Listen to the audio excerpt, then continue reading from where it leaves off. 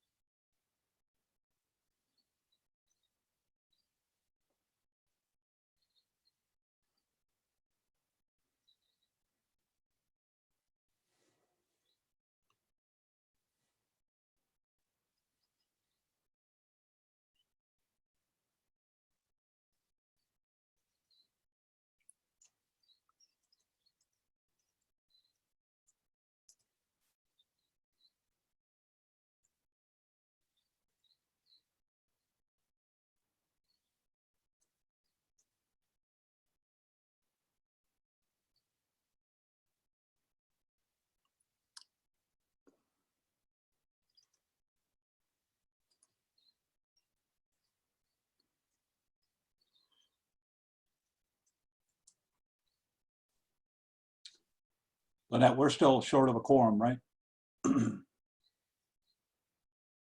We actually have a quorum, Chair Spokley, Okay, great. so we're all set.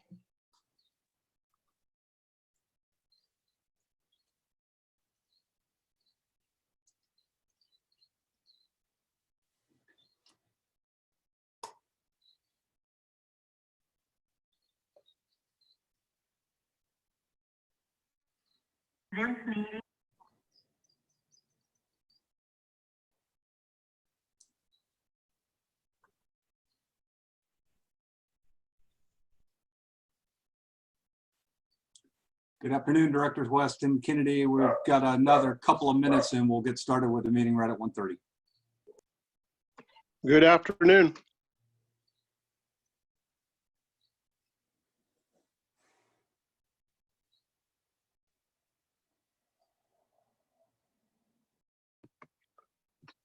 Just a heads up, Chair Spokley, I have to leave by 2 o'clock. I have a 2 o'clock appointment, so I'll probably have to leave about 5 minutes till. Thank you, Rick. Appreciate it.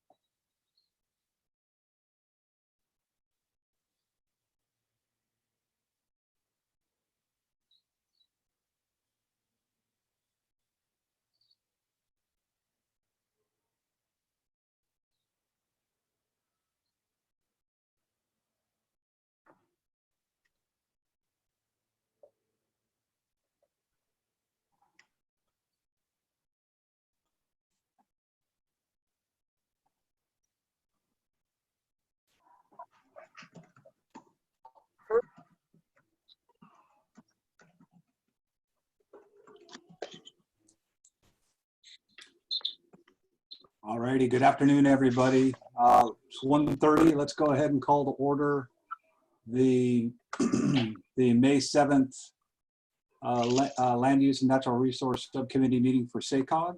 If you would all please join me in the Pledge of Allegiance. I pledge allegiance to the flag of the United States of America and to the republic that stands one nation under God, indivisible, with liberty and justice for all. Nice touch with the flag. Thank you again for that. Next on our agenda would be roll call. Lynette or Clint, whoever's going to call roll for us. Thank you, Chair Spokley. I'll take care of that. Thank you again for joining us this afternoon. Just a few quick announcements. If you are participating either online or the phone, we would appreciate it if you mute yourself if you're not speaking. And then also, if you're participating online, you can use the raise hand feature to participate in the discussion or make a comment. This is for our committee members. And then also for committee members, if you're participating telephonically, you can press *9 to make a comment. For our members of the public, we provide an opportunity for public comment to be received via email. Thank you again for joining us. I'll go ahead and start with the roll call. Director Flores, absent. Frost, Here. Jankovitz, absent. Kennedy, Here. New, Here. Ondergo, looks absent. West,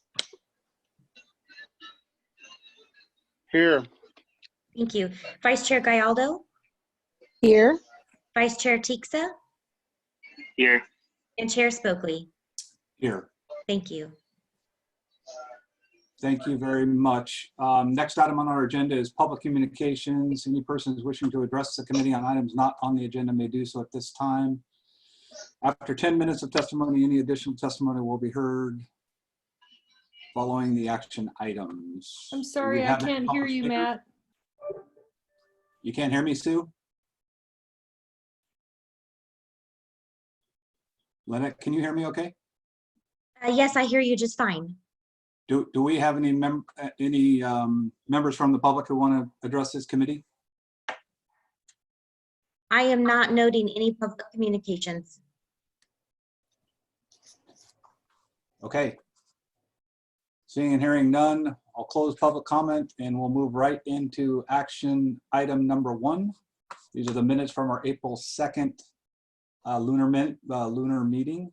Does anybody have any comments on this item or motions?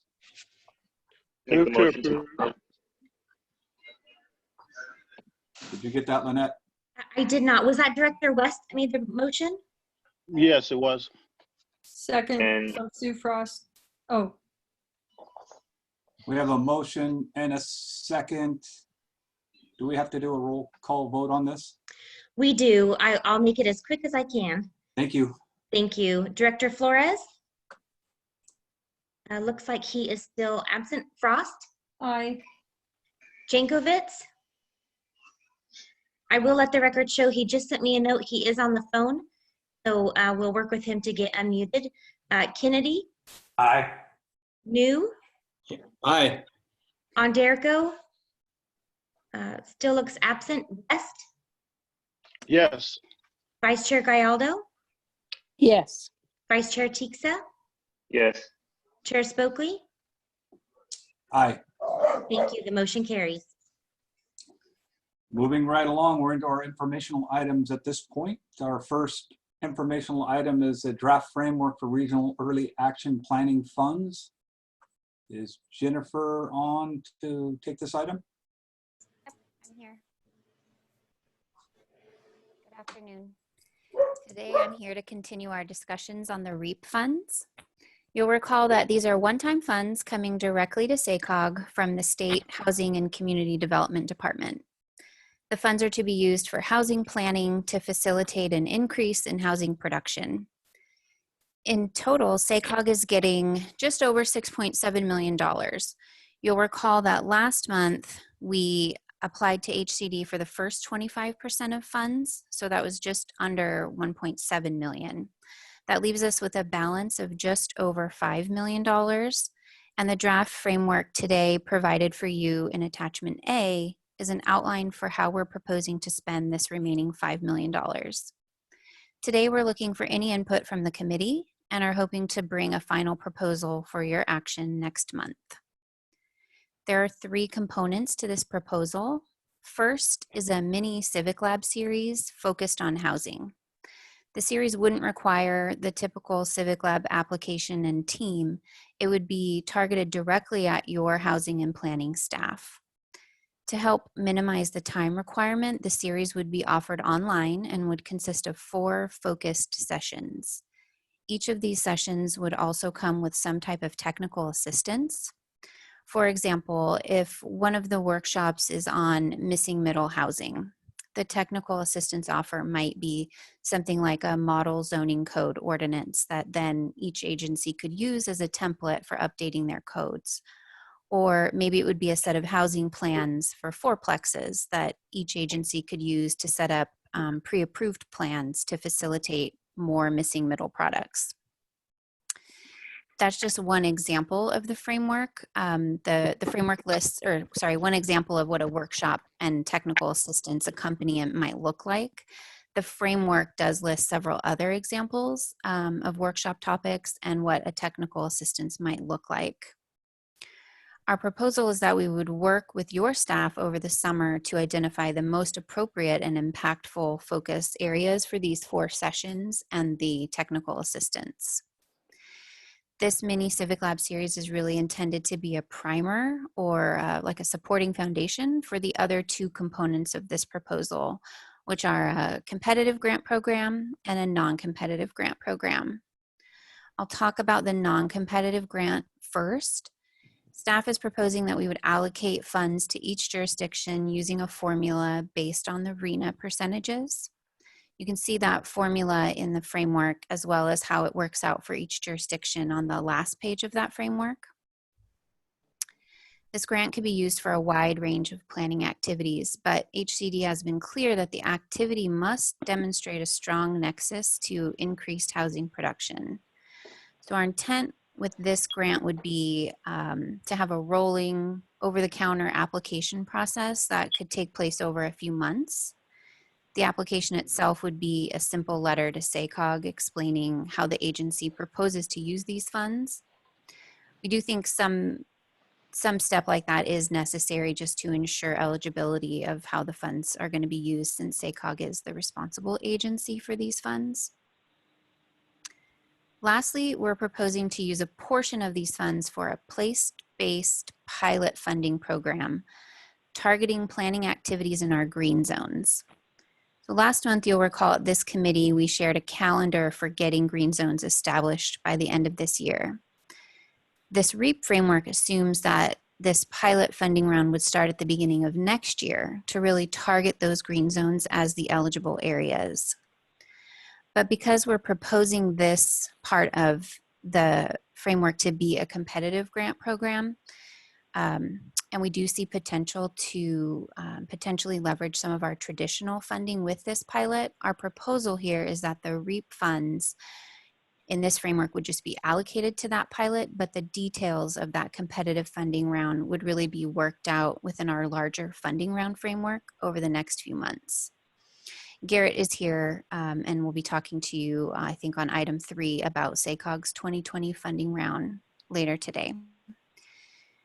The timing of the REAP funds is all very fluid at this time, so the calendar is draft and subject to changes, but at a very high level, we would like to get that Civic Lab series going this fall as early as possible so that agencies have time and resources to think about the highest and best use for their competitive or for their non-competitive grant as well as for that competitive grant option.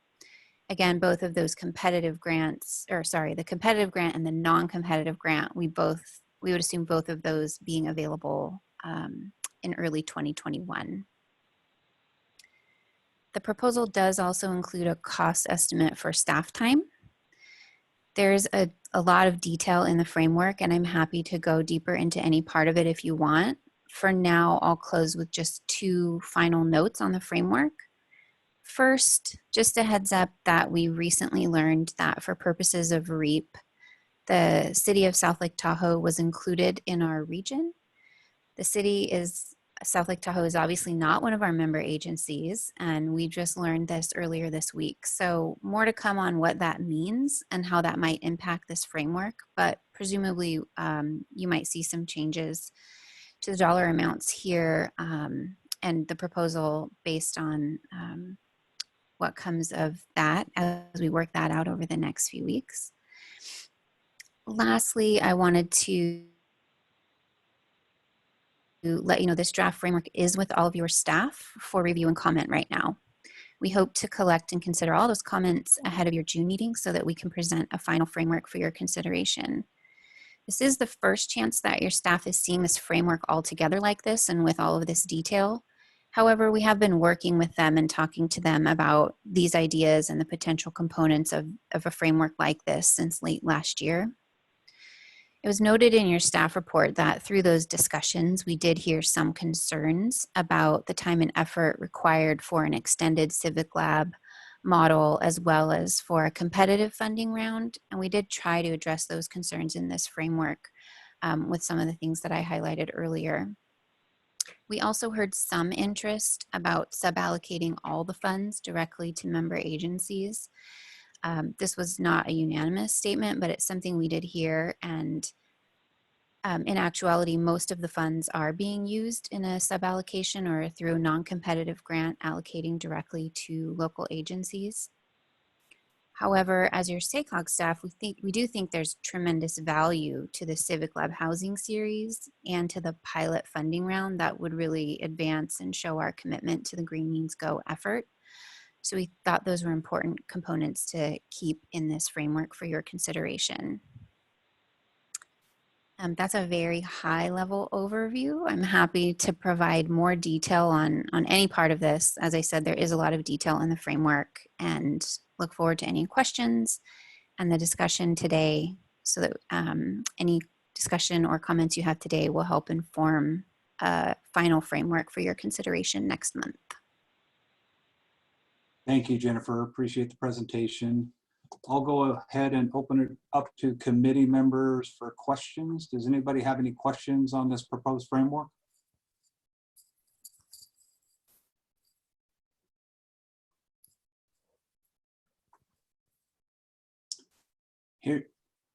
Hearing none, I do just want to ask a couple of quick questions, Jennifer, for some clarification on my behalf. I noticed the exempt activities, or examples of exempt activities, were listed in the staff report. Where did I see it? And it looks like, well, you reminded me in your report that the REAP funds, when we heard them, boy, I think it was late last year, there was talk of the two components. The first was going to be kind of allocated to housing element updates. The second is what we're talking about here, right? It's these competitive and non-competitive grants for other activities related to early planning processes. Correct, yeah. So the early 25%, the just under 1.7 million that we applied for already to HCD did include a suballocation to local agencies for paying for their housing element updates. And now with the remaining 5 million, you'll see with the new grant, we're not, the ineligible activity does list housing element updates. We did hear from HCD that while helping fund housing elements was a okay use of the REAP funds, they did not want to see a majority of REAP funds going to that. And the early suballocation, they sort of warned not that they wouldn't want to see more of the remaining balance going to funding those housing elements. So that's why they show up here, as well as general plan updates and any other study that's not directly related to the increase in housing production. And that just comes from our interpretation of the eligible activities that are in the NOFA, as well as some discussions with HCD on what they would be accepting or not. Great. I guess I'll just say personally, the mini Civic Lab program or idea, I think, is a great one. It was something that I desperately wanted to do in my community, but just based on limited resources and time constraints, we weren't able to participate. So I'm excited about these mini Civic Labs that you're speaking of. So I look forward to seeing how those roll out to the region. That's a great thought, great idea. Anybody else have any questions on this framework? Yes, Director Spokley, this is Sue Frost. And I was wondering, so in the past with Civic Lab, it's been sort of a competitive process, and people brought ideas, and then we selected, maybe a handful of really awesome projects that would carry through that year and possibly into another year. So what you're proposing now is basically it looks like it's giving more opportunity for more jurisdictions to participate in it. I mean, Yeah. I think that's good. I like the idea of having, you know, more people have that opportunity to participate, and I really like the examples that you know had suggested. I was focusing on the ADUs. I think Sacramento County is already working on this type of project in our planning department, and they were before all the COVID stuff came along. But I'm excited with the idea that more people might be able to participate in the Civic Lab. I'm hoping the money will go, the grant amount will go far enough to make a reasonable difference in whatever the projects are, though. I guess those are just comments, not questions. Thank you. Thank you, Director Frost. So I do have one comment, and it kind of piggybacks on Director Frost's comment, Jennifer. The state mandate on ADUs and the language used, I think, I know when we adopted it here locally, I had a lot of heartburn over the generalization on things like setbacks and building heights and different things like that, that, as I understand it, are baked into the state directive that we've all been handed. I know that's not something that we can change, but the state's kind of one size fits all, at least for us up here in the hills. Having an ADU with a 4-foot rear and a 4-foot side yard setback requirement is just crazy. But my staff told me that we weren't able to change any of that. We had to comply with what the state was telling us. We could be more restrictive, we couldn't be less restrictive.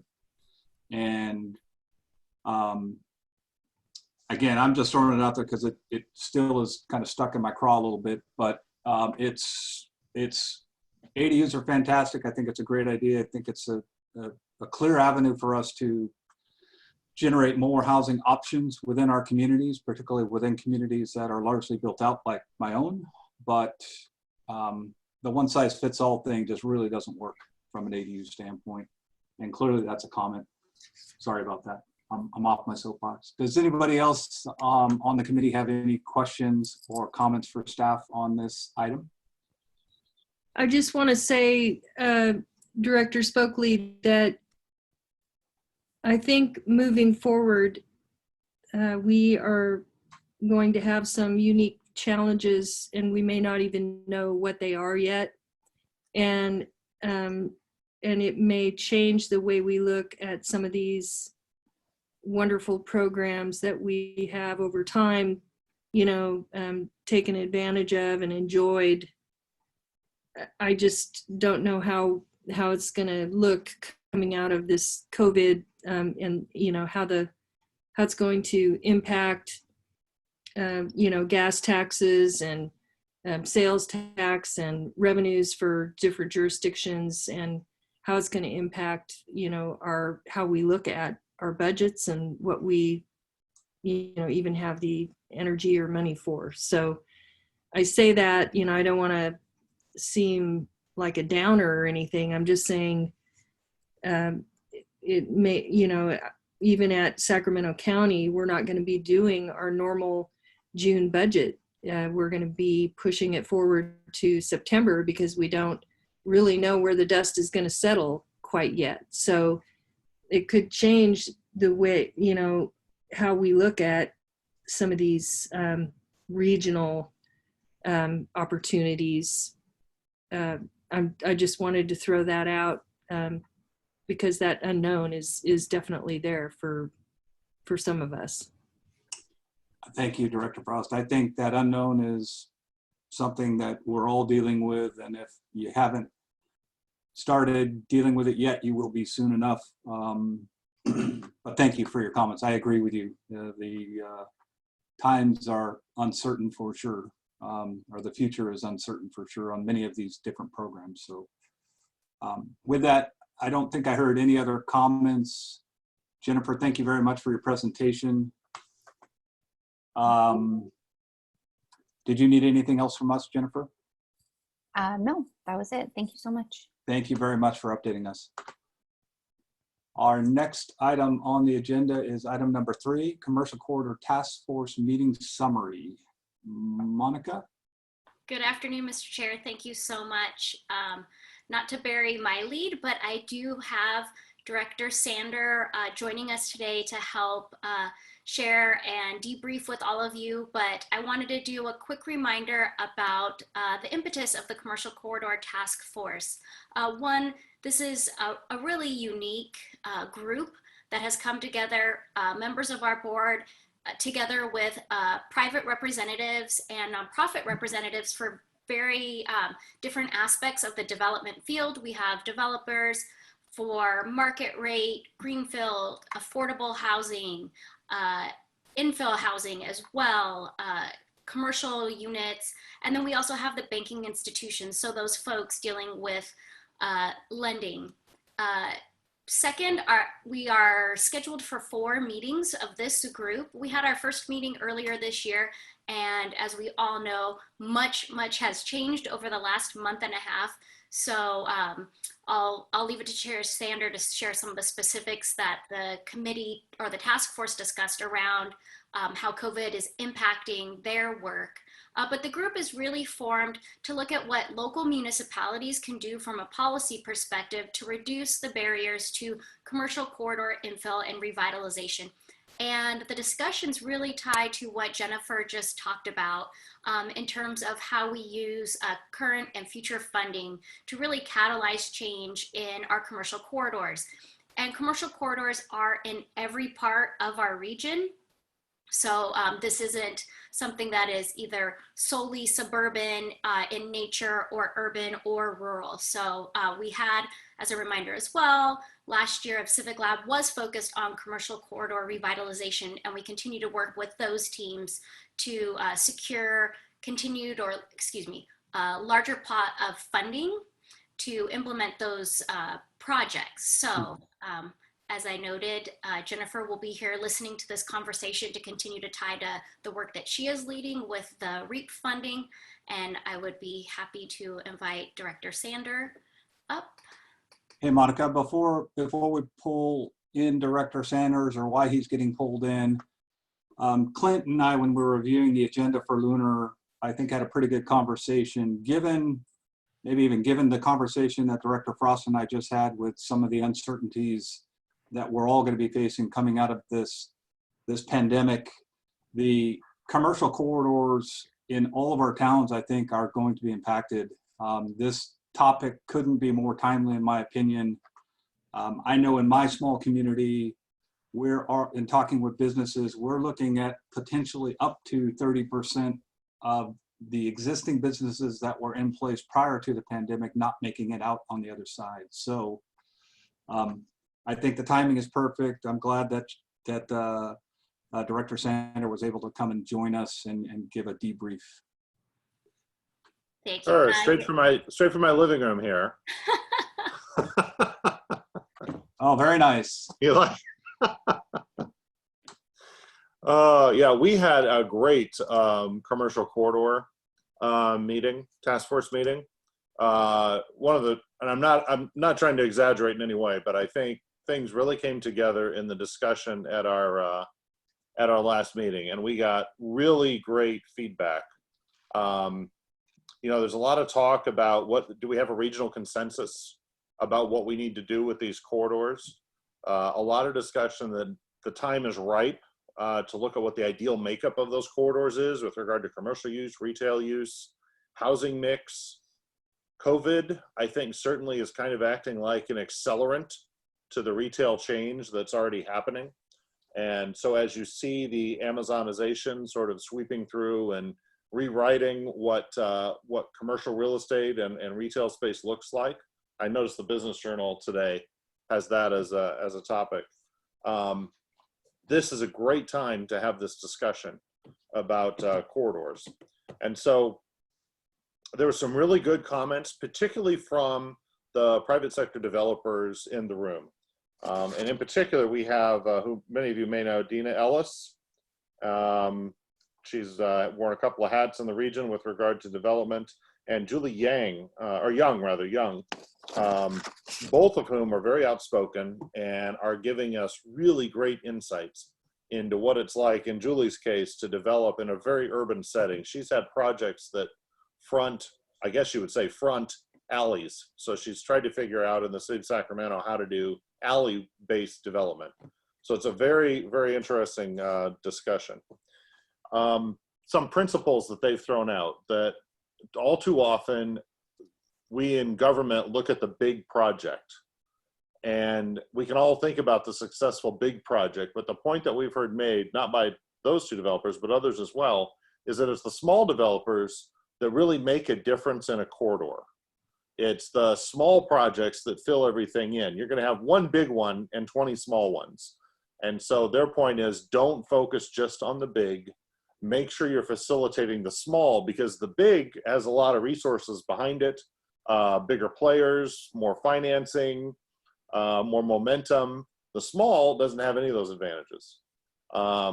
But the small is likely to outnumber the big, and in the end, make a lot more of the feeling or the experience of the space than the big will. So that was a very interesting perspective, and that plays out in things like fees. You know, because the fees that we set up as jurisdictions are often targeting big projects, and we don't consider exactly how that works for little projects. So for example, charging something on a per door basis or a per residence basis, as opposed to a square foot basis. We might want to look at how we structure fees in places like that. There's also been a good discussion on creating an environment in which affordability is naturally accessible. And I think, coming from the development community, it's a very realistic comment that there is no way for government to ever finance or manage or produce or facilitate even all of the affordable housing that is sort of necessary in a place like California. You have to have private developers doing that, and it has to be a naturally affordable product if you're going to be able to get to true affordability that we need in order to be an economically healthy place.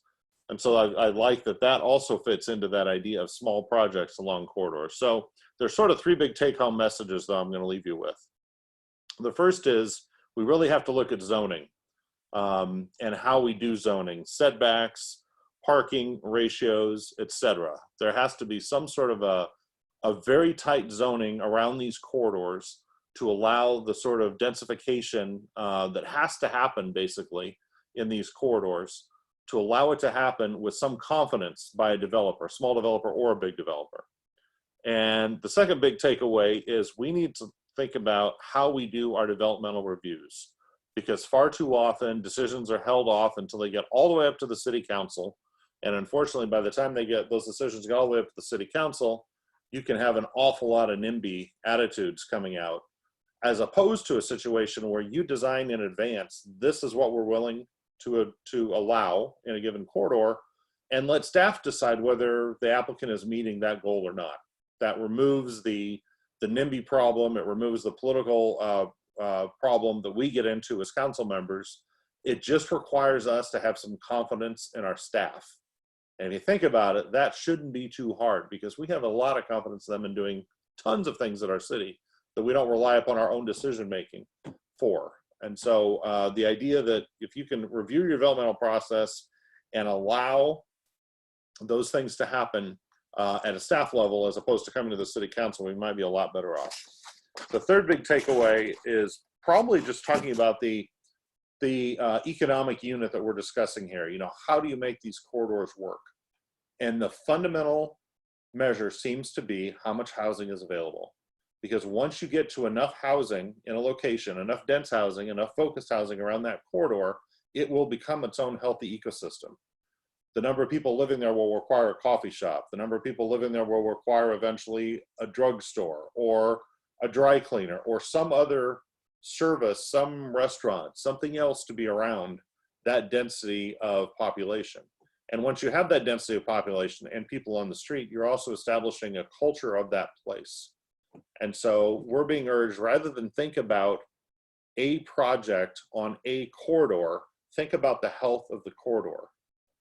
Think about how you develop that ecosystem of the corridor separate from just a project that you're putting on a corridor. So I think other people here were also, I think, at the meeting, but I think that's a decent summary of where we are. I'm really excited about the level of discussion, and I'm very eager to get to the point where we're making specific recommendations back to all of us and to our region about how to best facilitate a change along these old commercial corridors. So that is my task force update, Mr. Chairman. Thank you very much, Director Sander. I'd like to give an opportunity to Director Gallardo to comment. She was at the meeting. Do you have anything that you want to add, Jill? Yeah, thank you. I think you nailed it, and hit the part that was most interesting to me was really the cost per unit. I think that was really a good discussion where we realized that as they're looking at costs, that the square footage makes a huge difference, and so we need to address that. And I'm trying to think of anything that he didn't hit, but I have to tell you, I think he covered everything, and especially appreciated having the input from the varied group that we have. It made a big difference, but I think he nailed it. There's one other thing I'm going to add. Yes. And that was a comment that someone made about it's important sometimes to have a density buffer. So if you're going to densify your corridor and you don't want to offend all the single family homes nearby, figure out what the buffer is. Maybe it's green space, maybe it's something commercial, maybe it's some public use, but think about that buffer. The other thing I failed to mention was we had a little bit of discussion about the diversity of product type and diversity of lifestyle, and how as a region generally, we have one thing available and we sell one thing predominantly, and 90% or so of our folks are living in that one thing, and that's suburban style housing. We don't have, for ownership purposes, really any other options. It's just de minimis on the edge. There are some condos here and there, but the fact that we're only manufacturing and putting out one thing doesn't mean that's all our market wants. I thought that was a very cogent comment. Great, thank you very much, Director Sander. I guess because I'm chair, I'll go ahead and start. Again, as I said in my opening comments on this item, I think the timing is amazing for these conversations to be going on. As Director Sander mentioned, I think this COVID thing is a activator or reactant to the conversation, which is a good thing. I guess I'm in the industry. I work with developers for my day job, and the redefining the development process and the review process, I love hearing that, because we more times than not on projects seem to get just mired down and stuck in that process. And if there are a way to set some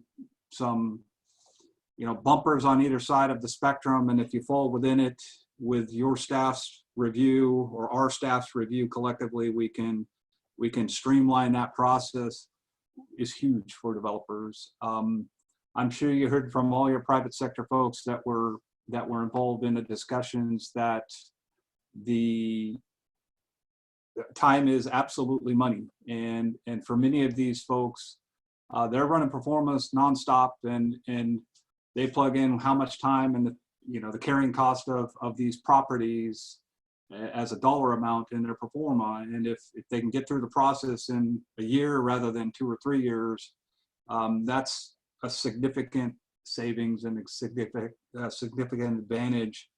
So I'm really glad to hear those conversations are going on. The parking ratios, I think Director Sander, you mentioned that those are kind of the biggies for most of us, because depending on the makeup of your community and where these corridors fit, and this is partly maybe towards your buffering comment, the these corridors typically are pretty close in proximity to single-family residential neighborhoods.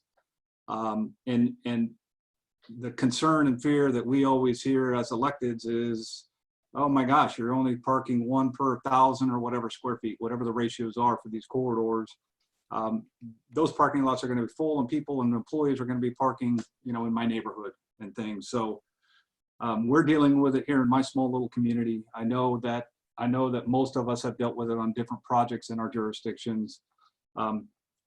That's a really good conversation to have, because I do think that's a key component in this revitalization, densification, whatever you want to call it, for these commercial corridors, is figuring out how to deal with the parking situation in a responsible way that the single family resident folks who live nearby, who invested all of their money in their home, and it's their castle. They don't want people parking in front of their house day in, day out. Those conversations are tough to have sometimes with some of those people, but important, because I do think it's a key for us kind of redeveloping these commercial corridors. And then I can't let this go by without suggesting that while fees and those things are local costs mostly, we have the legislature here in the state that's passing mandate after mandate and requirement after requirement. And while we focus, at least I focus on the ones that affect, you know, residential, multifamily, that type of development, those requirements do trickle down to the commercial corridors. And yep. I'm not saying that we can tell them to stop doing it. We tell them all the time that, hey, that's going to cost this much money and it's going to slow everything down. Please don't do this. They do it anyway.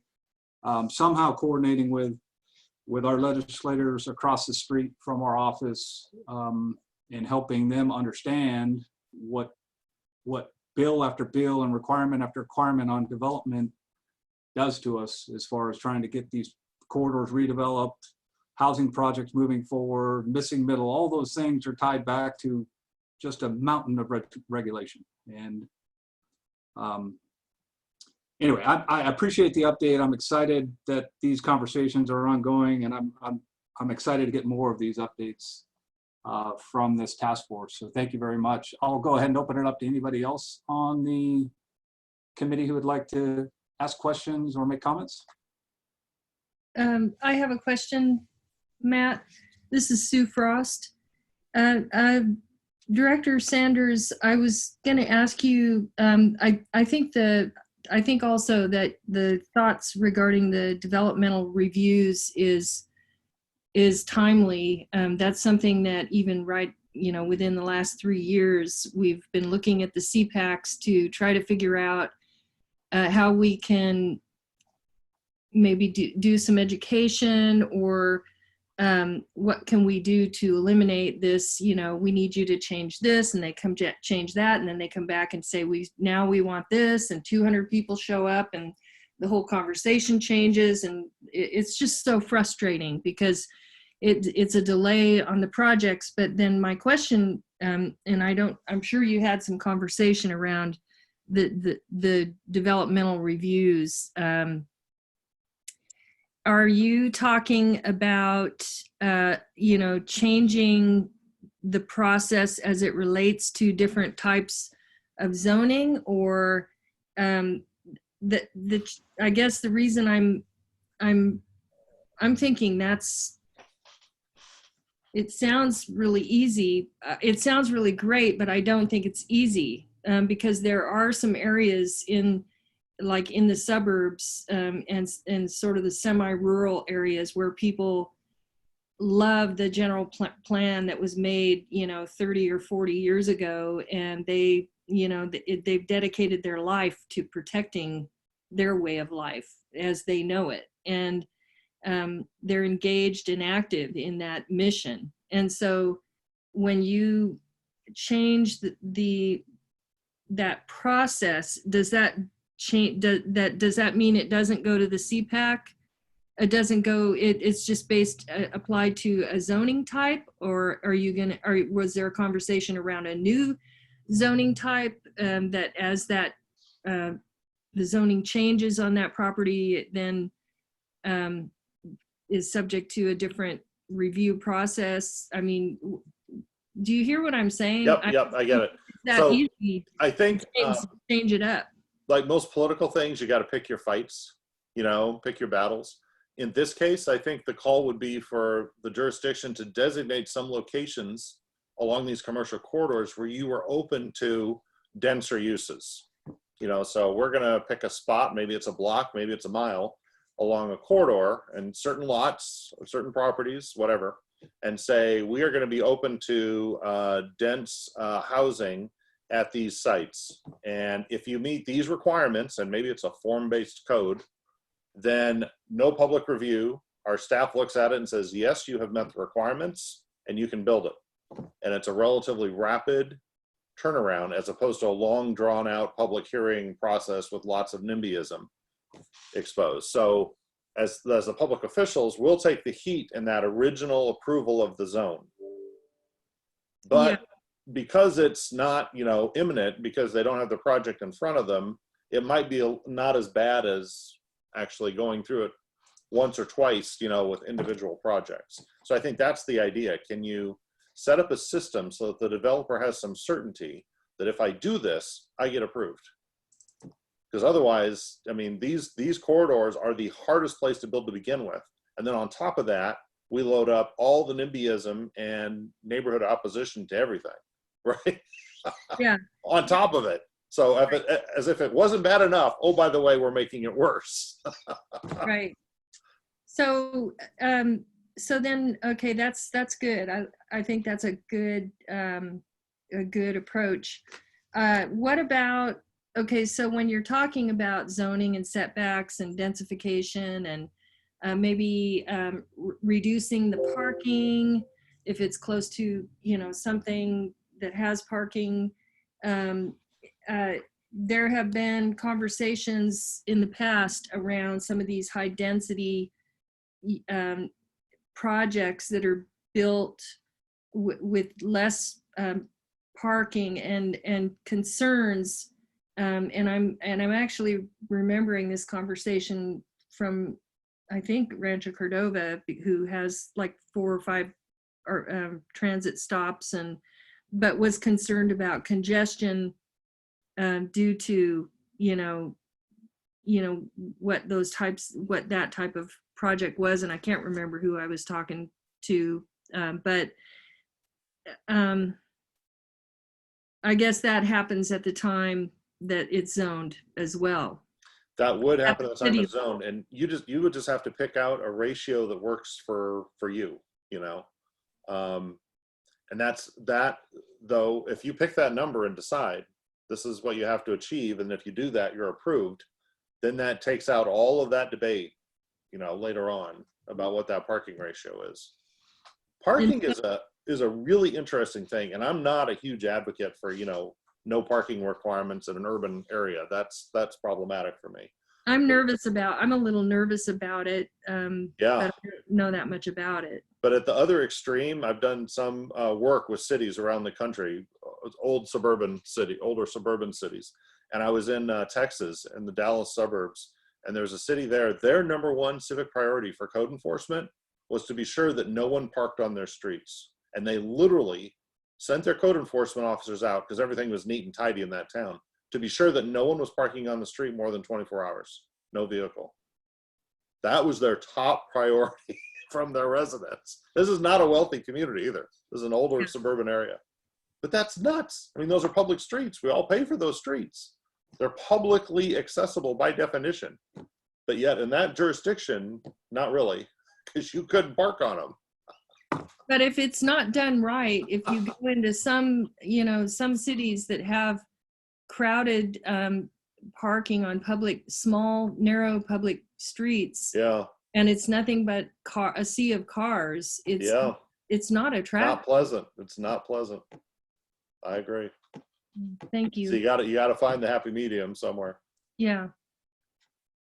Thank you, Director Frost. Do we have any other questions from the committee? Yeah, Director Spokley, it's Jill Galdo again. I'm just sitting here thinking, because I'm responding to somebody that's just mad as hops that we're building a storage area, a storage unit again, business, and writing the nasty letters, but it didn't come to us for that very reason. It's just gone to planning commission and went through the design review, and it met every, it's not like we absolutely love storage businesses, don't bring a lot to us, but it's well done. It met all the requirements, and it's going through without coming through council. There still is that challenge because people don't understand that piece. So it's definitely something, I guess, getting through the process, we need to make sure we're making everybody really aware of what's different. Why does one come to us and one doesn't come to us? And Yeah. Because it is really, really challenging. I think, and I'm sure you guys, the same thing. One of my biggest challenges is getting people to understand, we don't zone for Whole Foods. Because you get I don't want a Walmart, I want a Whole Foods. Getting people to understand that piece. But I think definitely if we're going to make standards, and I love it that we have a standard and that the staff level can handle that. We're still going to hear on some of those individual ones, like Director Frost was just mentioning, well, I'm unhappy with the parking here. It's still going to come there. So we've got to do a really good job in advance of getting that word out was why it won't be coming to council for an approval level. Director Galdo, I know it's a little different for Director Sander, but did this particular person participate in the hearing process at your planning commission? Nope. It was really interesting that, and because it's been a year and going on, and didn't pay any attention until they saw construction started, which is pretty common, it seems like. And the amazing thing is this is a storage business, no outdoor storage, climate control. I mean, honestly, it's probably as good neighbors you could have behind you as you could ask for, because you're not going to see or hear a thing. But no, they did not. They just noticed it now, and they've got the neighborhood in a little uproar. Yeah. Matt, there is one thing we haven't quite taken on yet as a task force, but I need to, and that is looking at fees, particularly in the region. The fees caused by utilities, whether it's SMUD or water or drainage or sewer, or even ADA-like issues. I'm not sure we can actually touch ADA, but we have had no real regional focus on how to mitigate those fees for something we all want to happen, like infill along commercial corridors. So I'm hoping either at the end of this process or as a pass off or near the end of it, we'll have a discussion, hopefully with some regional economic development partners, about is there a way we can get a regional coalition going to address these fees that in some respect are kind of like in Sacramento County, it's almost like a runaway thing. There's that sewer agency over there, and they decide what they charge. And all of us sit on it, but we don't own it. You know what I mean? It's one step apart, and then it's a huge hindrance to development. So we have to have a way to address those common interests, I think, that are holding us all back from this infill development.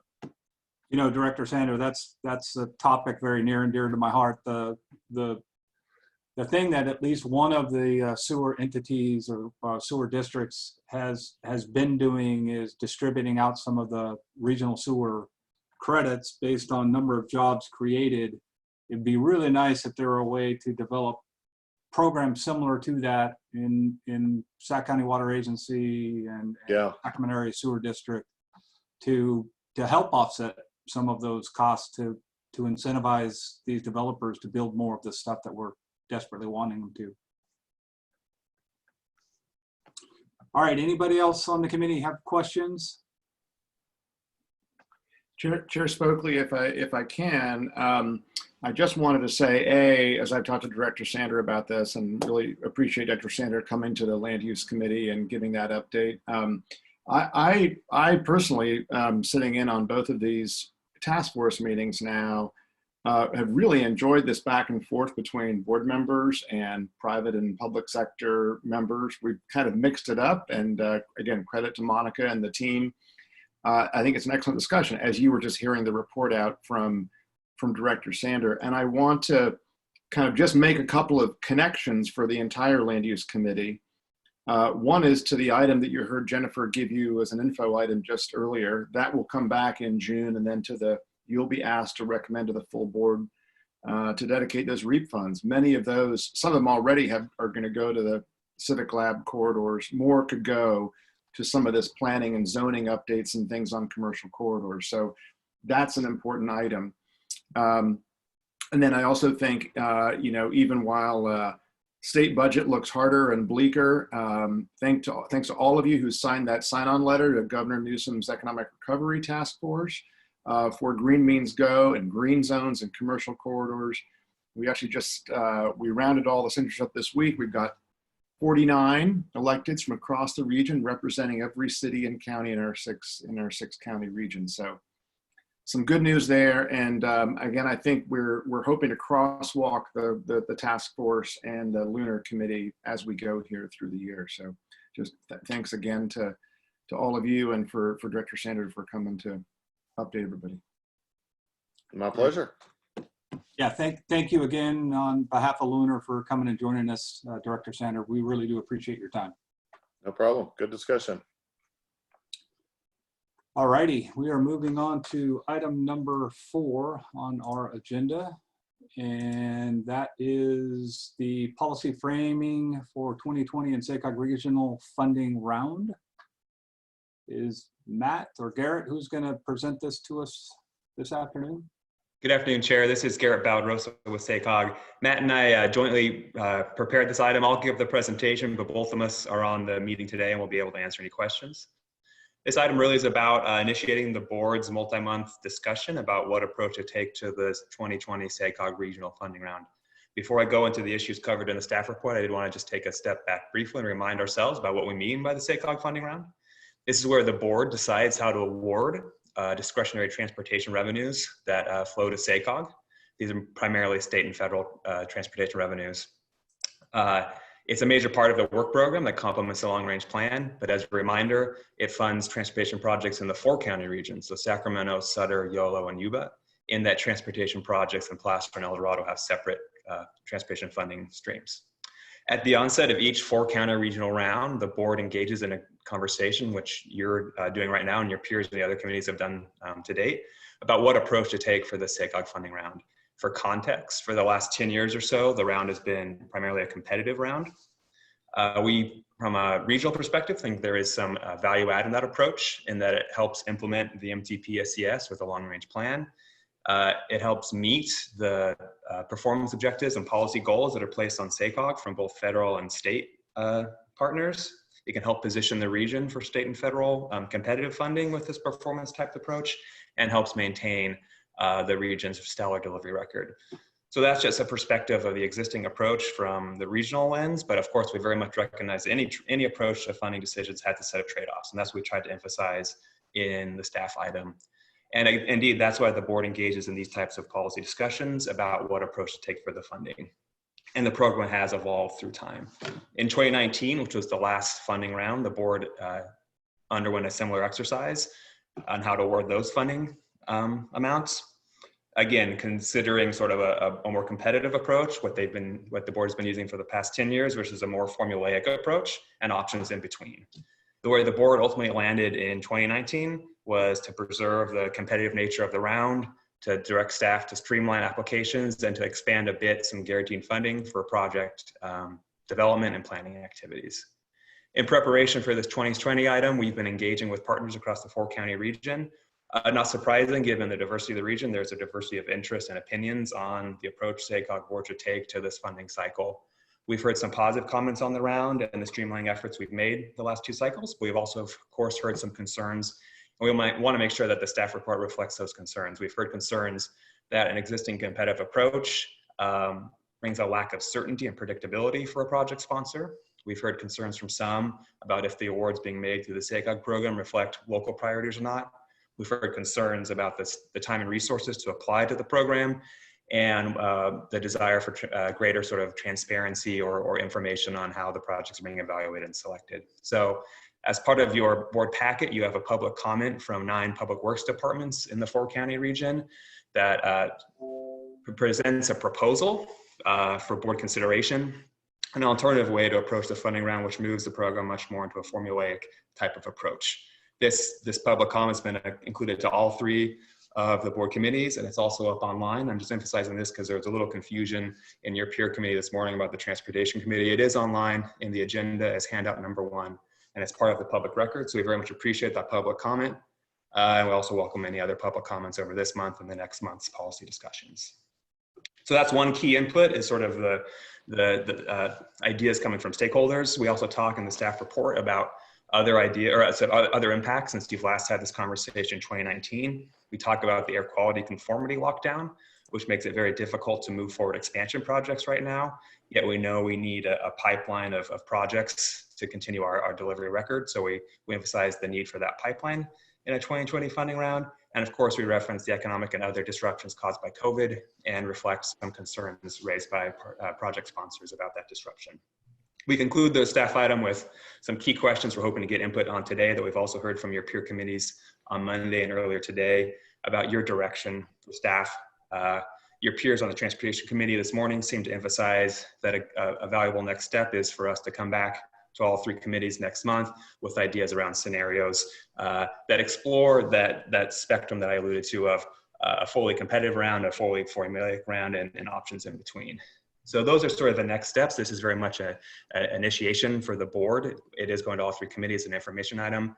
And we're coming back in June with some more scenarios and more meat on those that respond to the direction we hear today and at the full board meeting. So that concludes the staff presentation. We tried to keep it brief for the sake of time, and we're happy to answer any questions. Thank you, Garrett. Appreciate your report.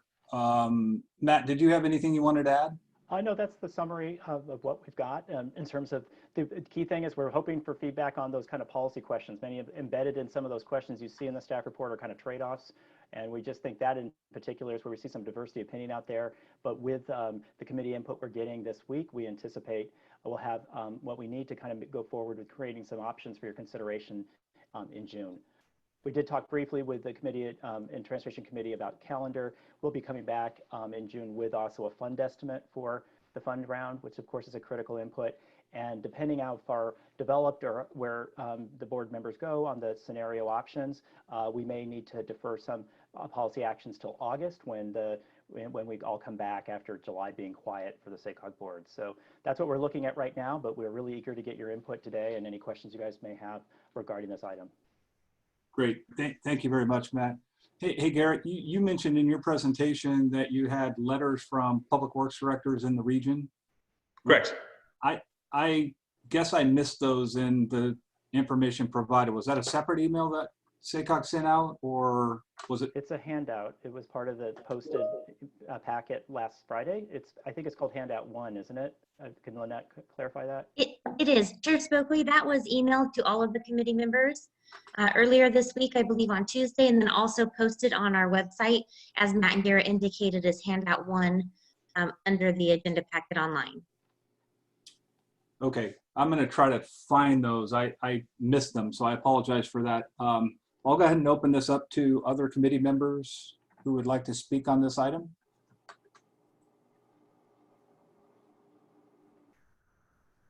I guess I can start. This is Sue Frost, and since no one else is starting, I want to say that I support the idea of formulaic funding. I think right now, I guess I'm fairly new on SACOG, so I wasn't here.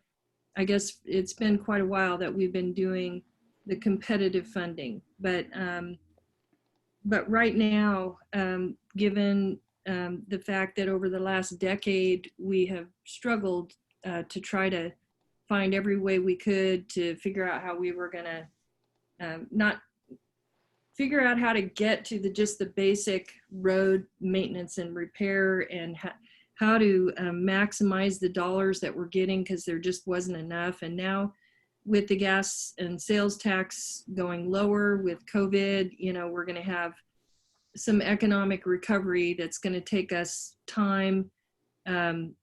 It's questionable as to whether or not, voters will be willing to vote for another tax increase. I somehow doubt it.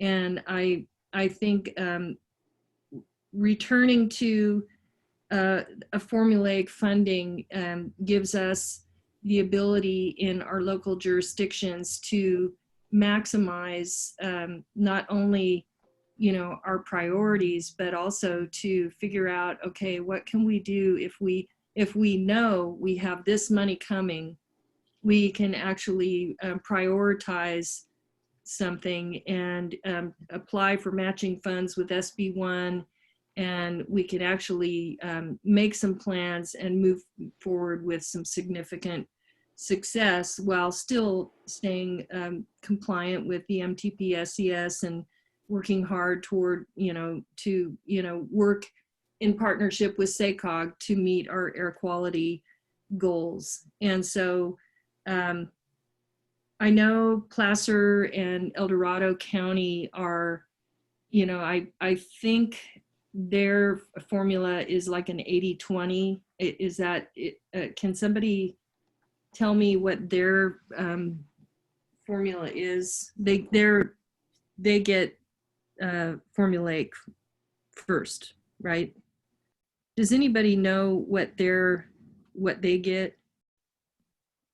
Director Frost, they have, there's been some variance in some cycles about what percentage is formula and what sometimes they take off the top for regional projects.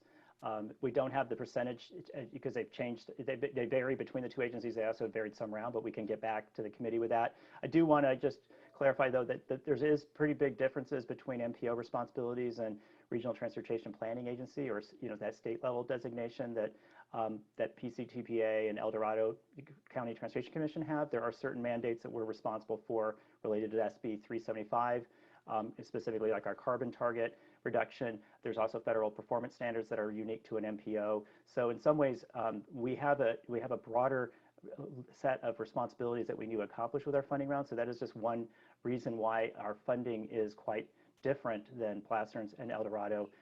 There are definitely ways to look at options to explore with the committee, to consider some hybrids that might incorporate some aspects of the Placer and El Dorado approach, but because we're responsible for meeting certain outcomes that are state-led primarily, but also federal, we have handled our funding round quite differently. And I must say that while there are hybrid options elsewhere in the state, there are really very few that are fully, formula. So we are trying to, get committee input on looking at different options to still maintain those 4 guideposts that you see on the staff report about what was important from a regional standpoint, while also looking to make sure we can address some of these local interests, whether there's certainty, streamlining, or perhaps some kind of a hybrid that does incorporate some guaranteed funding. Are you saying that they're not subject to the same AB 32 and SB 375? They are with us, they're a partner towards making this, but we're ultimately responsible for it because of the MPO. But they are certainly contributors, and we certainly collaborate a lot, both on land use policy and also on transportation policy and investments, so that collectively we can all achieve that. But we would be in quite an anomaly in the state if we were an MPO that handled it completely like they do with funding. But the JPA that we have formed here does not prohibit any of us from having formulaic funding. That's correct. Hence, before it was, I'm assuming it was competitive. Maybe it was formulaic before, and we went to competitive, and they decided they didn't want to go to competitive. And so, but they're paying in, they're paying their share of the MPO responsibilities now, correct? I'm not quite sure what you're asking about, paying their share. I mean, they certainly I guess what you just described to me was that it would be hard to meet your MPO requirements, that you have different requirements than they have in their jurisdictions. It would be hard for you to meet those requirements if all of us went formulaic. And so I guess my question is, why can't, what would prohibit everyone who's part of the JPA, or, it's a JPA, what would prohibit all of us going back to what we were before, which is formulaic, and still funding the MPO responsibilities through SACOG? If your question is about, is there a constraint in the JPA regarding having a formula funding approach, there is not. We are simply raising the risk that there are certain outcomes we think are at risk if we went to a 100% formula funding approach. So are you saying, I guess I'm confused. I'm probably struggling, and I'm sorry, Matt. But I okay. want to make sure I Sure. understand this, because in the proposal that the Public Works came up with, they were saying, I guess you guys have been working on this for a year, so this isn't something new. And they were happy to give up 25% and do a 75% formulaic funding, just to have, even though they were taking less, just to have control over, you know, just have the knowledge that they know they're going to get this amount, and then to have control over prioritizing the projects without having to apply competitively, not knowing if they're going to get it, and without having to actually, you know, maybe build things into projects that, you know, they might not have, might have done differently, just a little bit differently. I'm not saying not compliant with MTP SES or air quality. I'm just saying, just having that knowledge that they could control their destiny and maximize matching funds. So 75-25 isn't the same, isn't even what I understand Placer and El Dorado are getting. And so to say that we can't go to formulaic funding because it wouldn't work out for the MTP doesn't make sense to me, because we're all paying into it. Right, and I just want to thank you for that clarification, Director Frost. I just want to clarify myself. I'm not saying that that's one of the options that we would anticipate coming back in June. There can be what we often called like guaranteed funding with policy commitments is perhaps an option to consider. What I was suggesting that 100% formula would put at risk, there's a number of complications we see just based on the board discussion we had in 2019, which would include the fact that we've had anywhere between 40 and 50 applicants for our funds over time, and just dividing it who would have, you know, formula, you know, a guarantee, that sometimes complicates the idea about meeting some of these outcomes, that we can make sure that when we do have a good project that can help us meet an outcome, it might make it, there may not be enough to fund it on that regional project. So we just believe some of the good objectives that are in that proposal, the Public Works proposal, there's different ways that they could be addressed, whether it's certainty, whether it's streamlining, whether it's finding some way to make sure local priorities are addressed. We just welcome this opportunity in the coming months to develop some scenarios that respond to those local interests, while at the same time protecting what we see as a lot of success we've had as an MPO and region, bringing back dollars to this region. We have an exceptionally strong delivery record. And also, we've been very successful competing for state and federal funds. And part of that success is predicated on the good reputation we have at the state and the federal level. And we would be going in an opposite direction from many of our MPO peers if suddenly we went to 100% formula. We're simply suggesting that there are options that include staying the way we've done it with competitive funding, but also to explore perhaps a hybrid that does perhaps have some element of the funding program that is competitive, and then another element that might be guaranteed funding with policy commitments, because as you said, sometimes those local priorities can line up very well with implementing the MTP. We just believe that it's important before we make a big, you know, change to explore that with you and your colleagues on the board, because I think it was Director Sanders said something quite interesting in the Transit Committee this morning. We need to anticipate the risks, right? That what are the risks we would take? Some of this has been, it's not by accident that for 15 years the board has unanimously endorsed staff recommendations on the funding round recommendations. The evidence has been strong that we've delivered and we brought back a lot of money to the region. We believe those are at risk unless we can explore options with you and your colleagues that are not at either end of that pole of all formula or all competitive. So I'm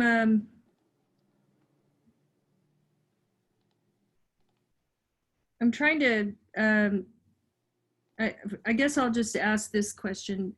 Who determines, I think this is going to go to the board. So who determines the outcome of this? Does the entire board vote on this, or do Placer and El Dorado counties vote on this also? In the past, all voting members have participated in the vote. We have, I think it's just a reflection of the kind of the regional cohesion we typically see around policymaking in our region. We do not have any practice or precedent for having the funding round items be separated between the 4-county and the 6-county, which would include El Dorado and Placer. Of course, that's an option that you or others could advance, but we do see some value in having this, because ultimately we have some 6-county programs, which include the active transportation program, some of the work you hear about special programs just about earlier, like Civic Lab. Some of these programs are 6-county, and we've seen value in some of the way we stay competitive and why to use that figure of speech, we punch above our weight statewide for state competitive funding, is that our region does row together typically. We were one of the very first to come together on their transit funding, and we've had a lot of cohesion on the board across the 6 counties on their policy frameworks for regional funding.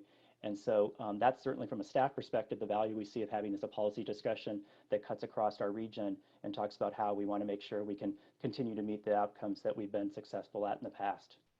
So was that a yes, the El Dorado and Placer will participate in the vote on our funding, and they have a choice on their funding, but they get to determine our funding also?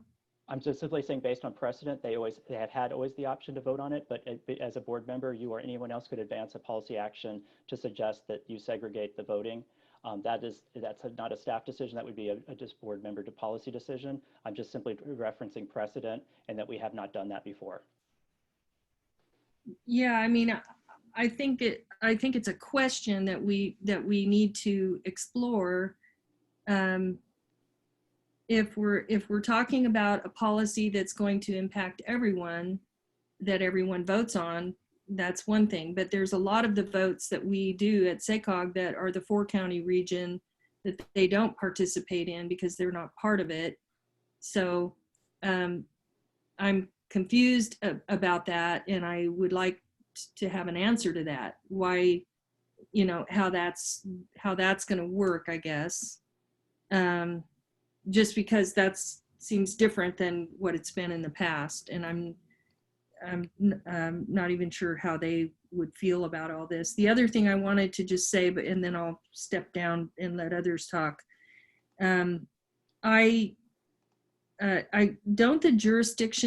the funding that comes into us, is it based on population or linear miles, or do different jurisdictions essentially get funding based on the size or population of their jurisdiction? And there's a kind of an assumption that there's an assumption on how much we're going to pay in as a member of SACOG, and an assumption on what we're going to get out. Is that correct? Right.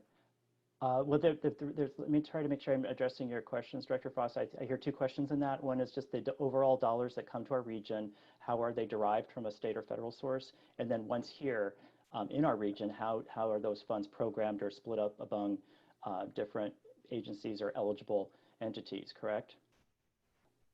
If in terms of what comes to our region, we really are talking for this flexible funding program about 3 sources of funding, 2 of which are federal. One of these is called the Service Transportation Program, or STP. It's a very flexible funding source that comes as an apportionment to our 6-county region, meaning as the MPO at SACOG, we manage that. And then because we have MOUs with Placer and El Dorado, we suballocate it to them. That is basically derived to the federal level by population to set the formula. The second important key source is the Congestion Mitigation and Air Quality Program, or CMAQ. That is because of our region not being in air quality attainment. So as a region that has dirty air, we are entitled to get that federal funding. It covers most of the 6-county region except for a portion of northern Yuba County and Sutter. And so, but that is a part of that is also something we pool together, but that's derived because of, and that's based on population and other factors that factor into this issue about air quality conditions. And the third one is one where it's from the state. It's the State Transportation Improvement Program, the share that's suballocated to regional agencies. And in that case, we only manage the STIP funding for the 4-county region. Placer and El Dorado manage their funding directly from the state, from the STIP, and then we defer to some of the programming decisions they make for the CMAQ and STP based on that MOU I described. But the check or the balancing act is making sure that their investments will keep us, as well as our 4-county investments, on track to meet air quality goals and other performance goals. And that's what I was mentioning, is that part of the way we can make sure that we stay on track with that air quality goals and those performance goals is that if we just had everybody deriving their decisions at the local level, there could be risks if we write a 100% formula that we would not stay on track with those goals, because we've seen certainly in other parts of the state or back east in regions like Atlanta, real problems when too many local decisions on some of these projects lead to air quality constraints and other kind of policy dilemmas with performance goals not met. But we would still, but the way this proposal is written, we would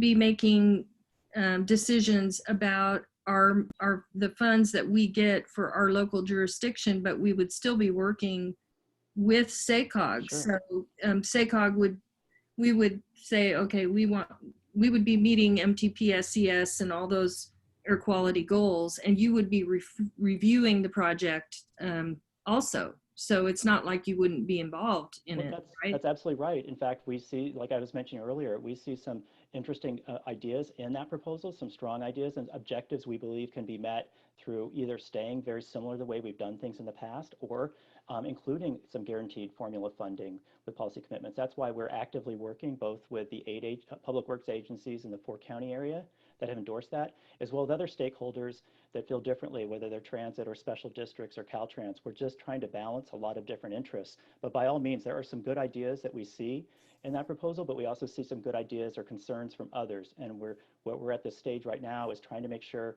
we offer you and other board members a menu of ways that you can achieve some of those good outcomes while protecting those 4 areas that we've been so strong at as a region over time with our regional funds. We have a lot to lose if we don't get it right, and that's one of the reasons we were really encouraged by the discussion of the Transportation Committee that we would come back with some scenario options for further discussion in June. This is a very consequential item, and we really appreciate the insights or kind of tough questions you're asking and others, because it's really helping us kind of sharpen our focus and make sure that we're responsive to your interests.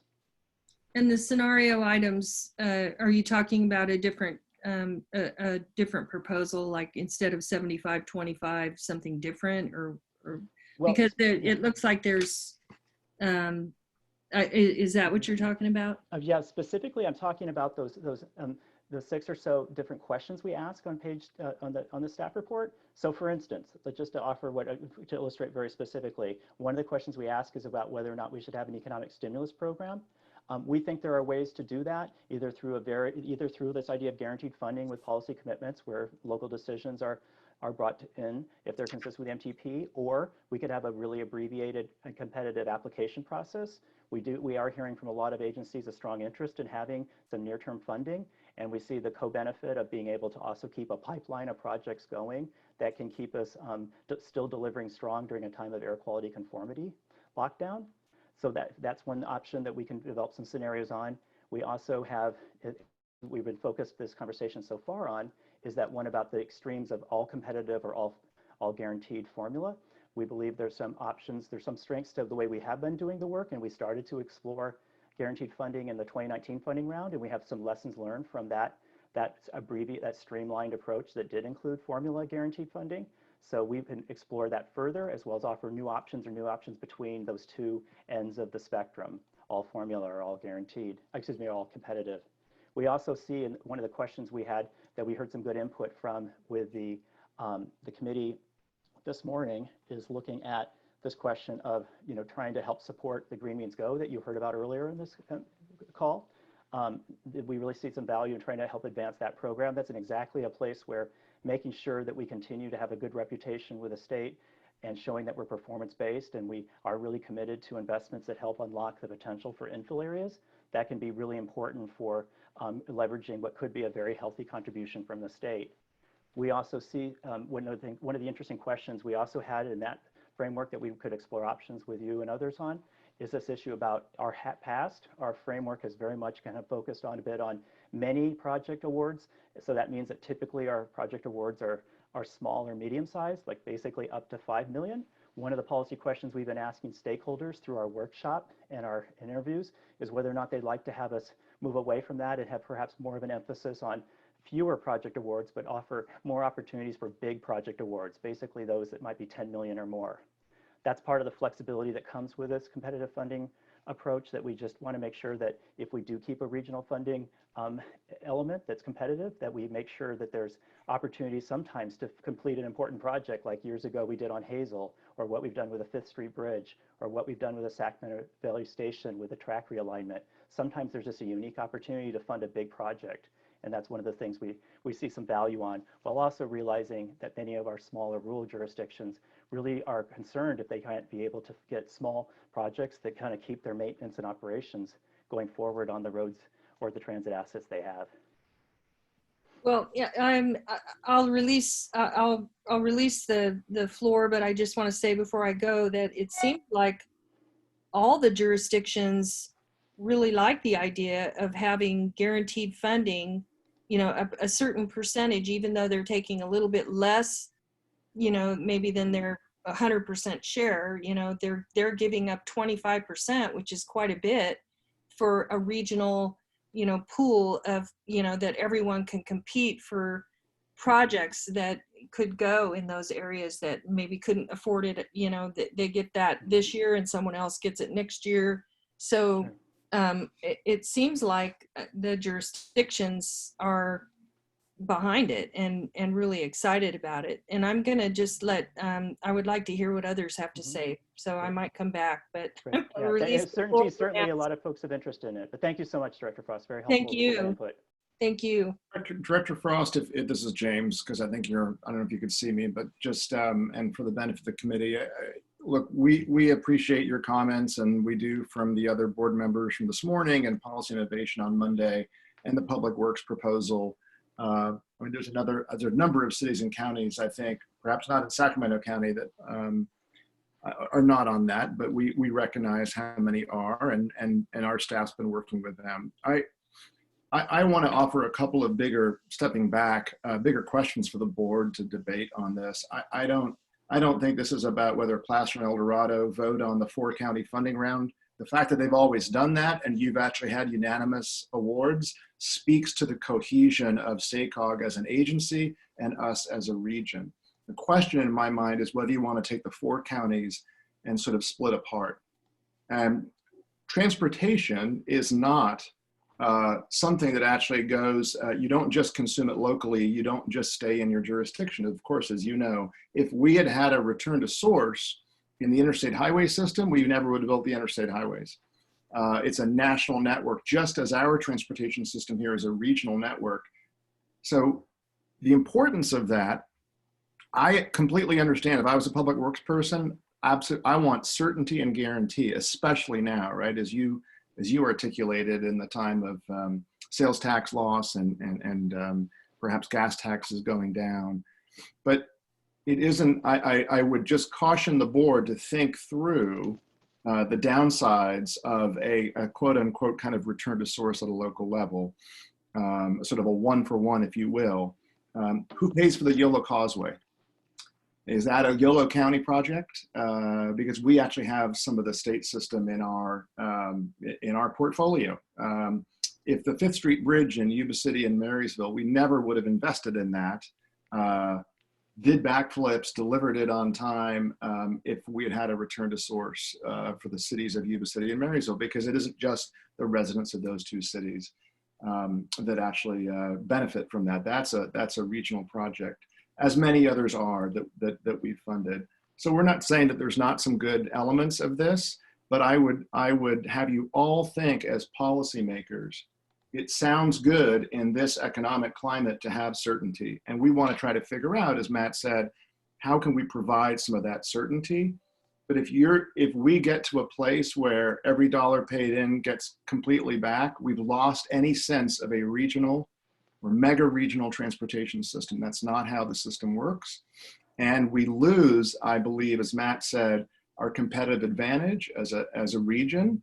And we potentially lose the delivery record, which is we are now one of the best regions in the state delivering projects because we keep those 4 counties together. We keep you together. We invest in things. We deliver them so well. We are now taking money from other regions that they can't spend. So I just want the board to understand this is not as simple as an Excel spreadsheet that gives you certainty. These are major fundamental policy concerns, and we will do our best as staff to tee those up for you and understand yours and other stakeholders' concerns. Thanks. Thank you. And before we, is it okay if I just comment on that? I just want to say, well, they're not proposing 100%. They're proposing 75-25. That's number one. Number two, when I was elected in 2016, the deferred maintenance on unincorporated Sacramento County roads was $450 million. And 3 years later, it was $795 million. So where, you know, we definitely have a desire to be a regional partner and have the mega region transportation system, where whatever that means, and so forth. There is a deficit and at some point, you know, we have to think about how are we going to take care of business, and what can we do to capitalize on, you know, and how can we possibly plan better to manage more, accomplish more in our jurisdictions, and also be a partner in the region. So I think that's kind of where my thought process is coming from. But I relinquish the floor, and I'm looking forward to hearing what others think. All right, thank you, Sue. Anybody else want to speak on this item? Director New. Thank you. I did hear what James said about the mega projects, and I certainly understand the need for those kinds of things.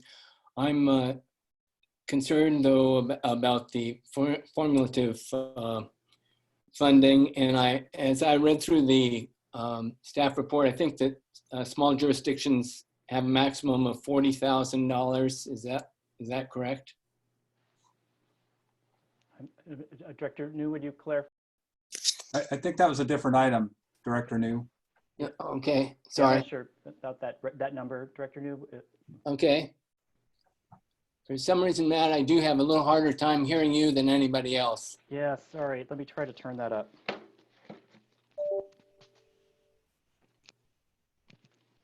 Well,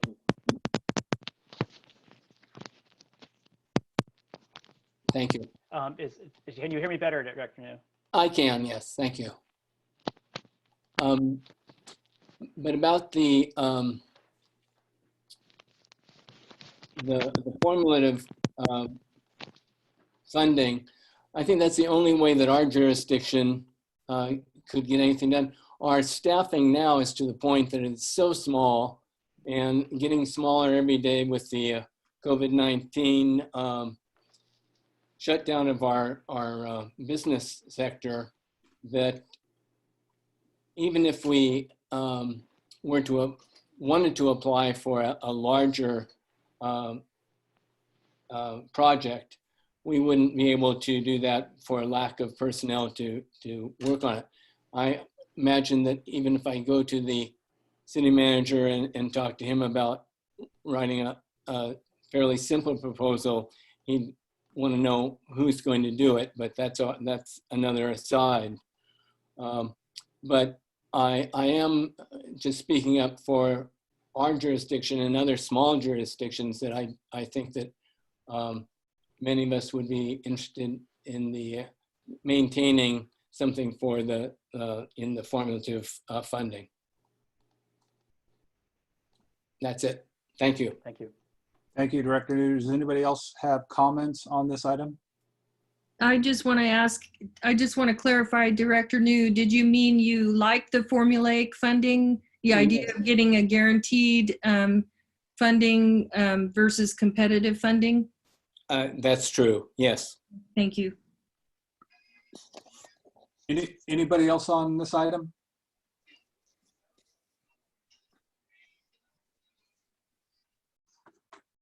Matt and Garrett, I do have a couple of comments, and I completely appreciate the fact that I'm in Placer County, based on the previous discussion. The regional benefit, I think, is one that, you know, as James mentioned, we can't lose sight on. I get, particularly today and in the months to come, how uncertain it is for all of us in what this, you know, our economies and our budgets are going to look like on the backside of this pandemic. And I've got great concern for my little city. The idea of having certainty in funding, I understand. And I just wanted to ask the question, Matt and Garrett, that the scenarios that you're going to bring back for our next committee meeting are looking at different ratios and different ways to kind of answer some of the questions that you've heard this morning and then here today as well? Director Spokley, that's one potential way to do it. And we have not had a chance to totally debrief from the committee discussion. There was no prescriptive next step regarding percentages for a formula or competitive by the committee in comments this morning. But what I think we really want to do, make sure these scenarios, what I heard very clear from Director Chenier and others that asked for this, is to make sure that we're looking at the outcomes, right? Both those regional outcomes that we've been successful at protecting, and then also some of the local interests we're hearing that Director Frost and others have talked about, that see if we can't find a way to balance that. Now, as I was trying to suggest, that there are ways to address some of the local interests about streamlining, about more certainty, about more opportunities to make sure top local priorities are funded, short of big changes to how we do our funding round, meaning like we have right now it's basically almost all competitive. We did explore some some guaranteed funding in 2019. We'll come back and offer what we've learned from that last year's experience, and probably will have some options that might say, hey, if we did balance some competitive funding, regional projects with some guaranteed local funding for MTP, compliant projects that are helping advance those priorities, then we might be able to find something of a hybrid. So at least we're going to offer options, but the focus will be more on the outcomes that we're hearing that the board has really been interested in protecting, those 4 that are in the staff report, as well as some of the local interests and the helpful feedback we've been getting from various groups, not just the Public Works group, but transit agencies, special districts like the Air District, and others such as Caltrans. So we want to try to pull it together with some meaningful, detailed options for folks to consider. And from that, we'll see if we have kind of a committee agreement about how they want to go forward with a policy funding, policy framework for this funding round.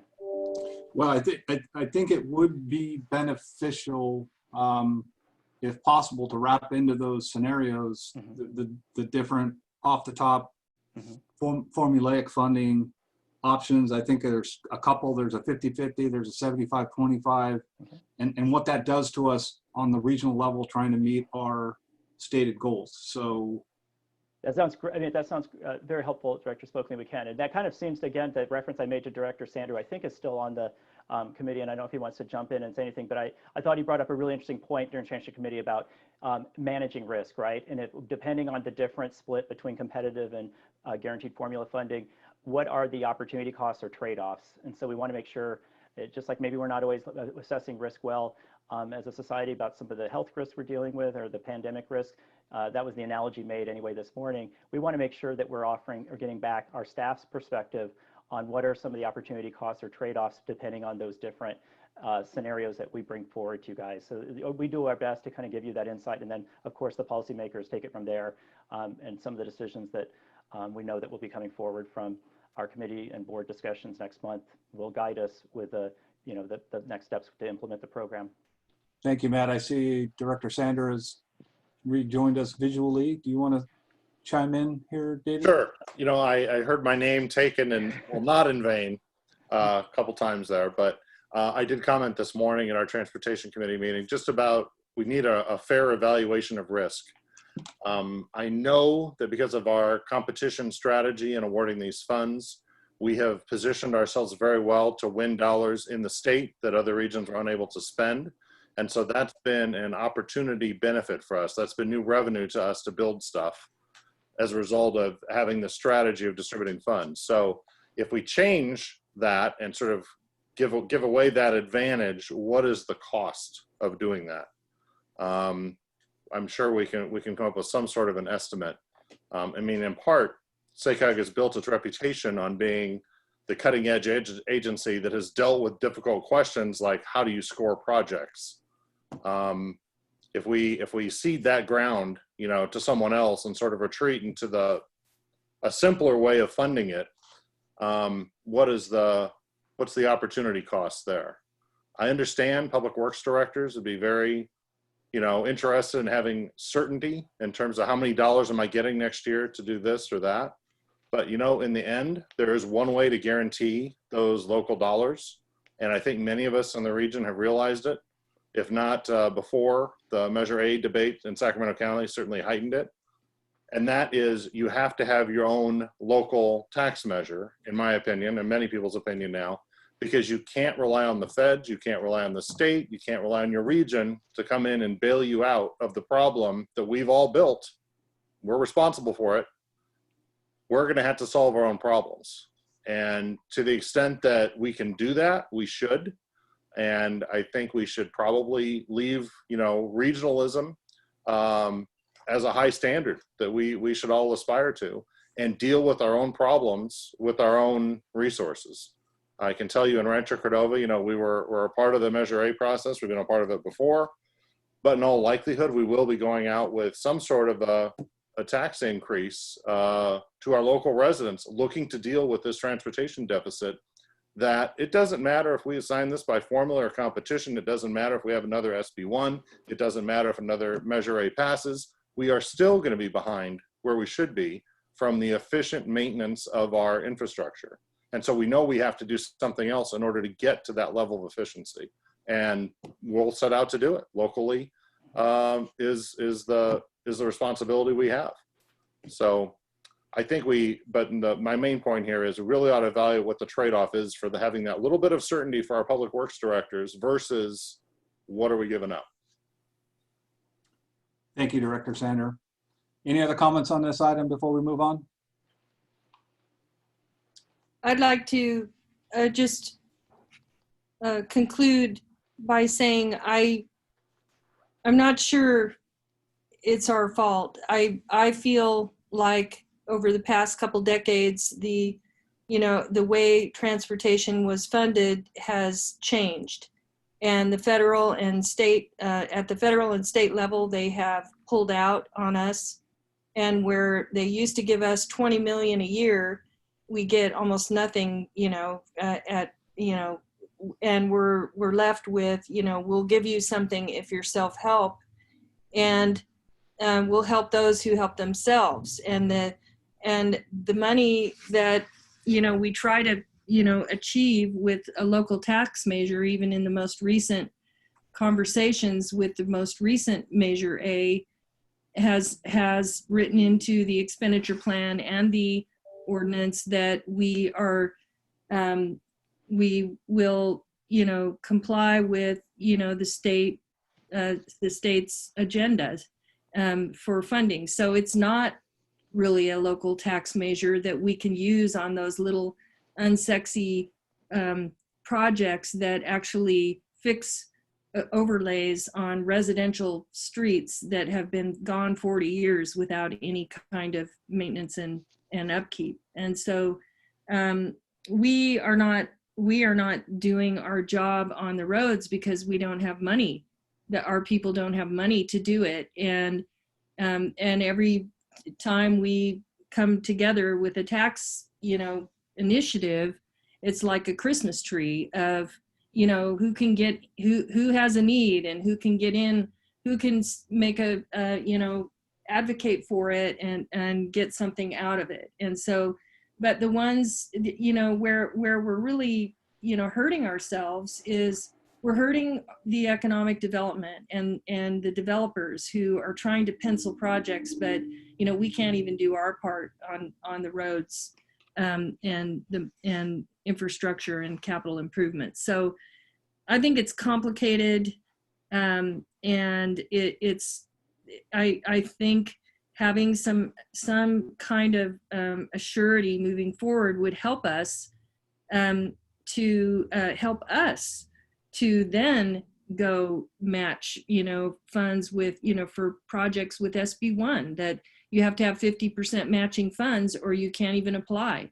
There's things that we could be capitalizing on in our local regions, but we can't do it because we don't have control over those funds. So I kind of, I support the idea of formulaic funding, and I support a 75-25, even though it's less than what the other, outlying counties, Placer and El Dorado have. I think it's, we need to give toward the region, and it gives everyone a chance to get some form of